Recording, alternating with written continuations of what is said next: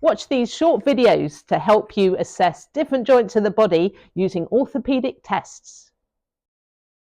This is the slump test for sciatica. So the different positions we need to start in. The first one, if you can place your hands behind your back for me. That's good.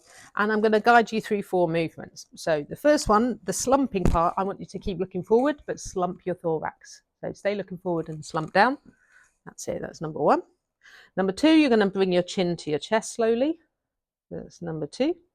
You're then going to extend at the knee, would be number 3. And number 4 would be dorsiflexion of the ankle. So come off all of those for me. Let me explain why we're doing this. So the sciatic nerve, which obviously starts at the brain through the spinal cord and from our spinal nerves, goes right down through the hamstring calf into the foot.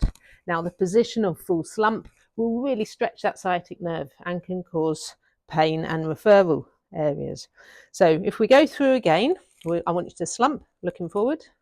Slump the thorax, good. Some clients will actually feel sciatica in that first position. Take your chin down to your chest. I want you to explain at any point you get your sciatic feeling or nerve referral pathway to tell me, and we'll stop the test. Slowly, you're going to extend at the knee. And let's say you now feel pain going down into your foot in that position. Let's take that last movement off, and that should relieve the pain. Okay, it might be the case that this feels okay, and the last movement increases that pain, and we take the last movement off. So we're assessing the sciatic nerve through 4 main movements to extend the sciatic nerve and causing irritation. But I like combining this test with the straight leg raise, which also we can look for piriformis syndrome.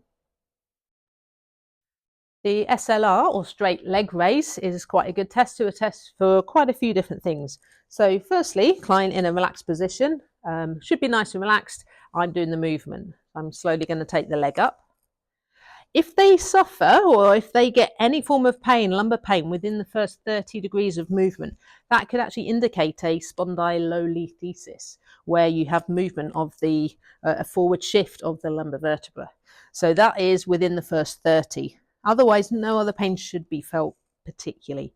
Once we go past 30 degrees, it could then start to give some form of neural sign. So it might be that he's feeling a little bit of pain going down the back of the leg. If that's the case, I would stop, maybe lower it a bit, but take the foot into dorsiflexion and increase the stretch again with a neck flexion. So he brings his neck upwards, and that might increase the pain. That would be for sciatica. Okay, and release that. If we go a little bit further up, we're assessing more hamstring range of movement, which is pretty good. But he might also feel some irritation in the lumbar region or into the hip joint.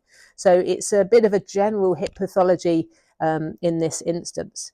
Now, let's say he has some referred pain, some sciatic pain into his leg down here. If I take the femur into a lateral rotation, you can see I'm moving the hip that way, and the pain relieves.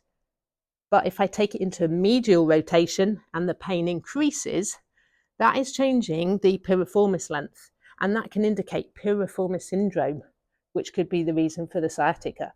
If he has referral pain and there's no change with rotation of the femur, then it probably is a nerve root problem.